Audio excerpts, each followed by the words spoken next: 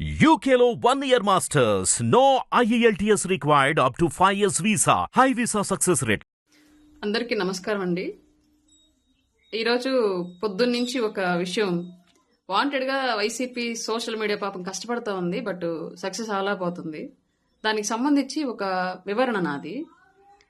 గత అసెంబ్లీ సమావేశాలు జరుగుతున్నప్పుడు మీరు ఇప్పుడు అసెంబ్లీ సమావేశాలు గమనిస్తున్నట్లయితే క్లియర్గా రాష్ట్రంలో ఏ పథకాలను అయితే అమలు చేస్తున్నామో వాటికి సంబంధించి వివరణ, అలాగే రాష్ట్రానికి ఏ అవసరాలు అయితే ఉన్నాయో వాటికి సంబంధించి భవిష్యత్తులో ఏ విధంగా వాటిని పూర్తి చేయబోతామని చెప్పేసి భరోసా, నిధులు ఎంత తీసుకొస్తాం, ఎక్కడి నుంచి తీసుకొస్తాం, ఎలా నిధులు ఇక్కడ సంపద సృష్టి అనేది ఏ పథకాల ద్వారా ఏ ప్రాజెక్టుల ద్వారా చేస్తాం, ఏ ప్రాజెక్ట్ ఎప్పుడు పూర్తయిద్ది, పూర్తిగా వివరాలతో సహా మాట్లాడుతూ ఎట్ ఏ టైము గత ప్రభుత్వం చేసినటువంటి తప్పిదాలు ఇక్కడెక్కడ వ్యక్తిగత హననం కానివ్వండి, వ్యక్తిగత దోషాలు కానివ్వండి, గత ప్రభుత్వంలో ఉన్నటువంటి నాయకుల్ని వ్యక్తిగతంగా దూషించడం కానివ్వండి, ప్రస్తుతం జరుగుతున్నటువంటి అసెంబ్లీ సమావేశాలు ఎక్కడా ఏ ఒక్క నాయకుల నోటి నుంచి కూడా మనం వినలా. ఇప్పటి వరకు క్లియర్ గా రాష్ట్రానికి సంబంధించినటువంటి అంశాల మీద మాత్రమే చర్చ జరుగుతుంది.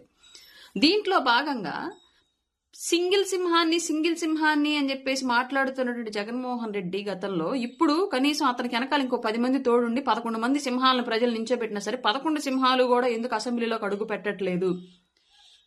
ఎందుకు ఆ 11 నియోజకవర్గాల తరపున ప్రజల నియోజకవర్గాలకు సంబంధించి సమస్యల తరపున వాయిస్ ని ఎందుకు అక్కడ వినిపించట్లేదు?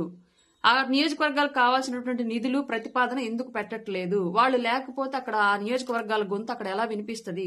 అందుకే ఖచ్చితంగా అసెంబ్లీకి వెళ్ళి అక్కడ మిమ్మల్ని ఎవరు అవమానపరచరు. ఎలా అంటే గతంలో మీరే ఎలా అయితే చంద్రబాబు నాయుడు గారు, ఆయన సతీమణి భువనేశ్వరి గారు, ఆయన కుమారులు లోకేష్ గారు వీళ్ళకి సంబంధించి వ్యక్తిగత దోషాలకు చేశారు, పుట్టుకలు వాటికి సంబంధించిన నీచమైనటువంటి భాష వాడారు. అది ఇవాళ మా కూటమిలో ఉన్న నాయకులు ఎవరు మీ వ్యక్తిగత జీవితాల గురించి మాట్లాడరు. మీ పుట్టుకలు, మీ పిల్లల పుట్టుకలు, మీ భార్యలు వీళ్ళ గురించి ఎవరి గురించి అక్కడ మాట్లాడరు. అలాగే గతంలో మీరు ఎలా అయితే పవన్ కళ్యాణ్ గారు ఆయన పెళ్లిళ్ళు, ఆయన భార్యల గురించి ప్రస్తావన అసెంబ్లీ సాక్షిగా చేసుకున్నారు, అక్కడ ఆయన ప్రాతినిధ్యం లేకపోయినప్పటికీ కూడా అట్లాంటి పదజాలాన్ని ఇవాళ ఎవరు వాడరు. మీకున్నటువంటి భార్యలో లేదంటే మీ వ్యక్తిగత పవన్ కళ్యాణ్ గారు మీరు అప్పుడు అన్నారు 3-4 భార్యలు. హిట్ టీవీ యాప్ ని డౌన్లోడ్ చేసుకోండి. ఇందులో short news, live news, entertainment movies అన్ని అవైలబుల్ గా ఉన్నాయి. Please download hit TV app. Hit TV app ని ఫ్రీగా డౌన్లోడ్ చేసుకోండి.